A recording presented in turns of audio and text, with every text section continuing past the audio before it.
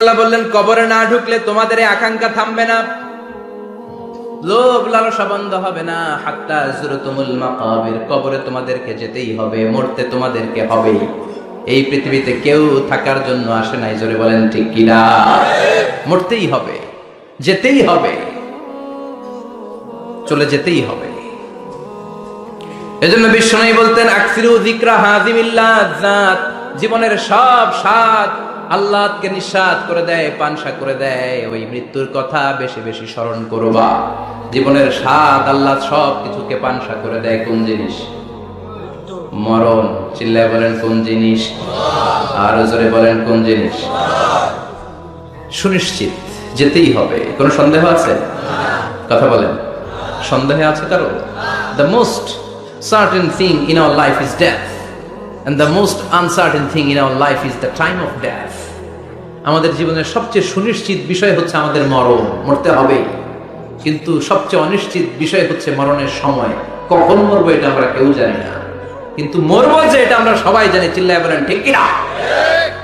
কেউ বেঁচে থাকতে পারবে না, সবাই চলে যাবে, সব মরে যাবে, শুধু একটা সত্তা বেঁচে থাকবে। চিল্লায় বলেন তিনি কে? কুল্লু মান আলাইহা ফানি ওয়া ইয়াবকা ওয়াজহু রাব্বিকা যুল জালালি ওয়াল ইকরাম ফাবিআইয়ি আলাই রাব্বিকুমা তুকাযযিবান। পৃথিবীর বুকে যা দেখা যায় সব মরে শেষ হয়ে যাবে, মরবে না শুধু একটা সত্তা, তিনি কে? সব মরে যাবে, সবাই মরে যাবে। মালাকুল মাউত সবার রূহ কবজ করে ফেলবে। আল্লাহ বলবে আখবিরনি মাইয়াবকা, হে মৃত্যুর ফেরেশতা কি করছো? কই সব মারছি। সবাইরে মারছো? সব শেষ। কে বাকি? জিনেরা বাকি, জিনদেরও মারো। সবগুলো জিন শেষ করা হবে, বাকি থাকবে ইবলিস। আল্লাহ বলবেন সবাইকে যেই কষ্ট দিয়ে ইন্তেকাল করিয়েছো, সবগুলো কষ্ট একত্রিত করে ইবলিসটারে তুমি মারো। সবচেয়ে কষ্ট দিয়ে নির্মম ভাবে ইবলিসকেও শেষ করা হবে। আল্লাহ বলবেন আখবিরনি মাইয়াবকা, ও মালাকুল মাউত এবার বলো আর কে বেঁচে আছে?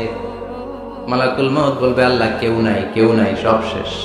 মানুষ শেষ, প্রাণীগুলো শেষ, পাখিগুলো শেষ, সাগরের মাছগুলো শেষ, আপনার কথা মতো জিনগুলাও। এবার আছে শুধু ফেরেশতারা। কারা? কথা বলেন। আল্লাহ বলবেন ফেরেশতাদেরও মারো। শুরু হবে ফেরেশতা নিধন। একের পর এক সব ফেরেশতার রূহ কবজ করা হবে। এবার আল্লাহ বলবে আখবিরনি ইয়া মালাকাল মাউত মাইয়াবকা, ও মালাকুল মাউত আর কে কে বেঁচে আছে আমার একটু বলো। মালাকুল মাউত বলবো সব শেষ, সব ফেরেশতাগুলোরও মেরে ফেলেছি, শুধু 4 জন আছে, জিব্রাইল, ইসরাফিল, মিকাইল, আর আমি আপনার হুকুমের গোলাম আজরাইল। আল্লাহ বলবে ইসরাফিলের রূহ কবজ করো। ইসরাফিলের রূহ কবজ হয়ে যাবে। মিকাইলের রূহ কবজ করো, মিকাইলের রূহ কবজ হয়ে যাবে। ইসরাফিলের রূহ কবজ করো, কবজ হয়ে যাবে। আল্লাহ বলবে আখবিরনি মাইয়াবকা, মালাকুল মউত এবার বলো কে বেঁচে আছে? মালাকুল মউত বলবে কেউ নাই। আল্লাহ বলবে আসলেই কেউ নাই? মালাকুল মউত বলবে আছে। কে আছে? শুধু আমি আছি। ডানে বায়ে সামনে পেছনে আল্লাহ কেউ নাই, সব শেষ, শুধু আমি আছি। আল্লাহ বলবেন এবার তুই মর। মুত ইয়া মালাকুল মাউত, হে মৃত্যুর ফেরেশতা এবার তুই মর। মালাকুল মাউত হিসাব আর মিলাতে পারবে না, হিসাবটা তখন উল্টে যাবে। মালাকুল মাউত বলবে এটা আবার কেমন কথা? আমি মরুম কেন? আমি না মারছি? আমি না মারছি? আমি মেরে সাবার করেছি সব, আমি কেন মরব?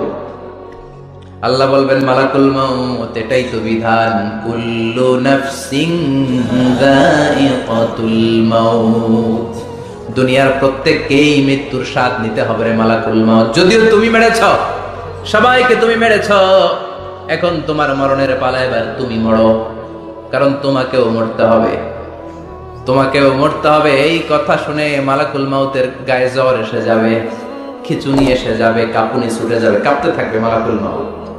কি ভয়ঙ্কর দৃশ্যের না জানি অবতারণা হবে শেষে। কাঁপতে থাকবে মালাকুল মাউত।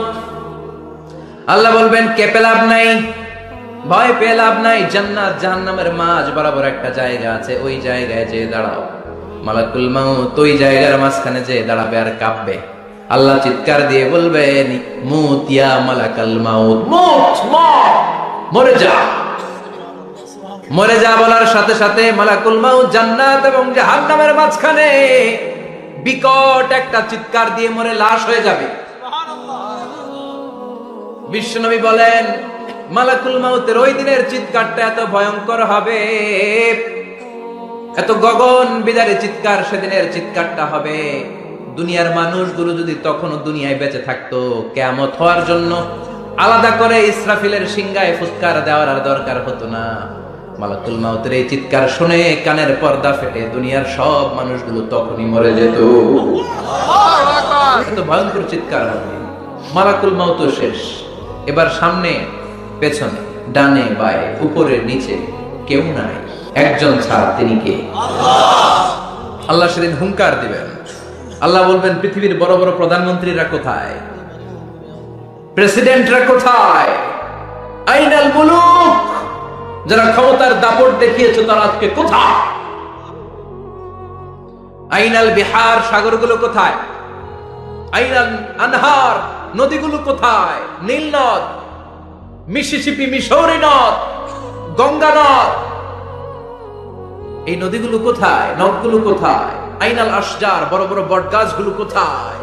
আইনাল জাবাবেরা, আইনাল মুলুক, অত্যাচারের স্টিম রোলার যারা আমার মুমিন বান্দাদের উপর চালিয়েছে, ওই বেয়াদব গাদ্দার মুনাফিকগুলো কোথায়?